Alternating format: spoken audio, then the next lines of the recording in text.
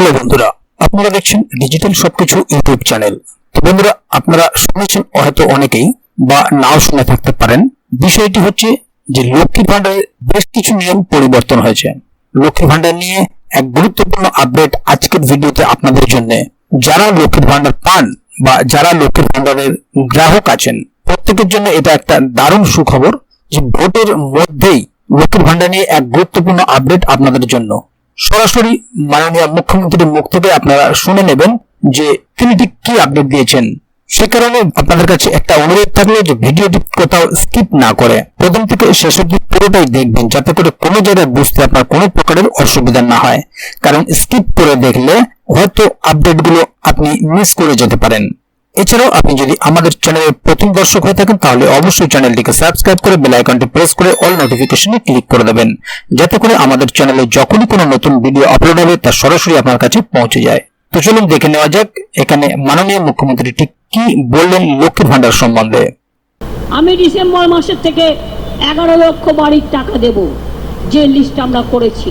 আস্তে আস্তে আস্তে আস্তে আমরা করব। লক্ষ্মী ভান্ডার করবো বলেছিলাম, করেছি। মা বোনেরা, টাকা বেড়েছে, ঠিক মতো পাচ্ছেন তো?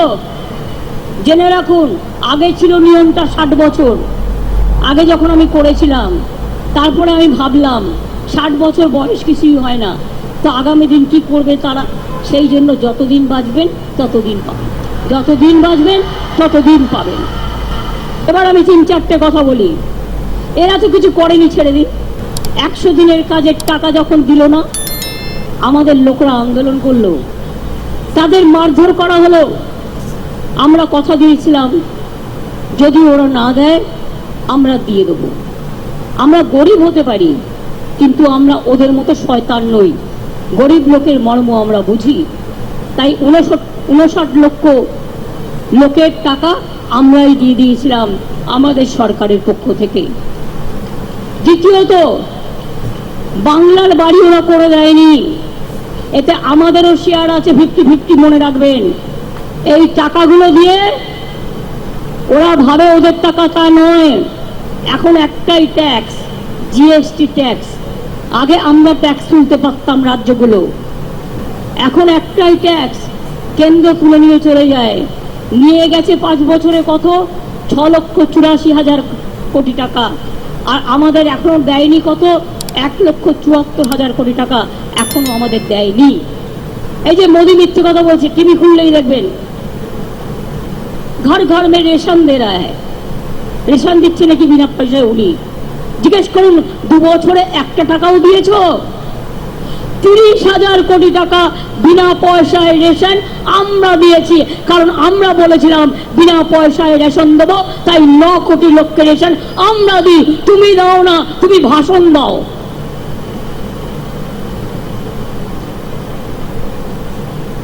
দু নম্বর হচ্ছে, তুমি 100 দিনের কাজ বাংলা বন্ধ করে দিয়েছো।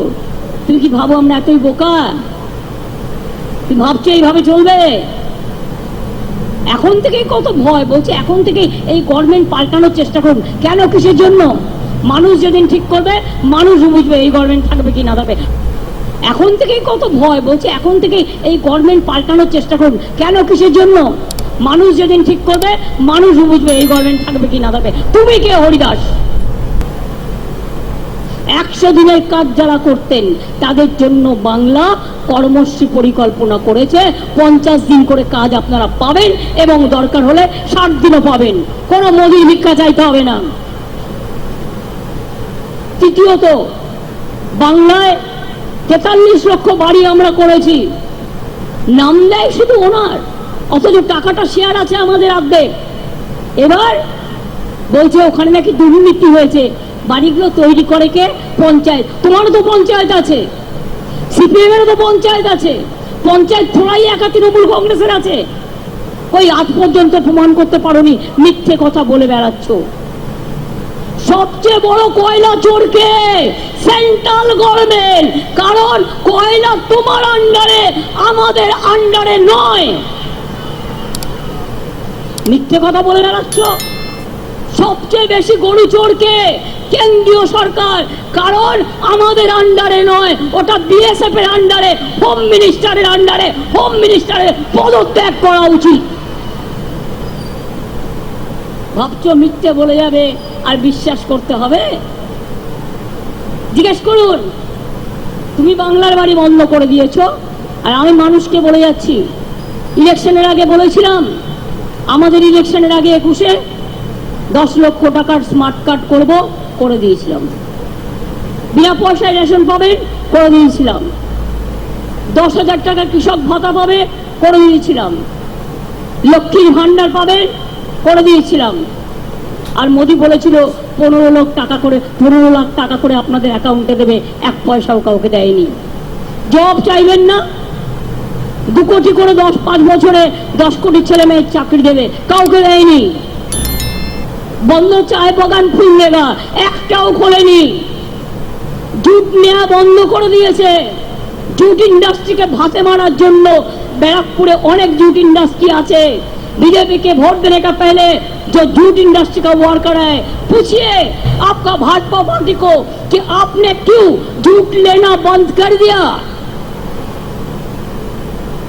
জিজ্ঞেস করুন, বাংলায় আমি এনআরসি করতে দেব না, ক্যা করতে দেব না, ইউনিফর্ম সিভিল কোড করতে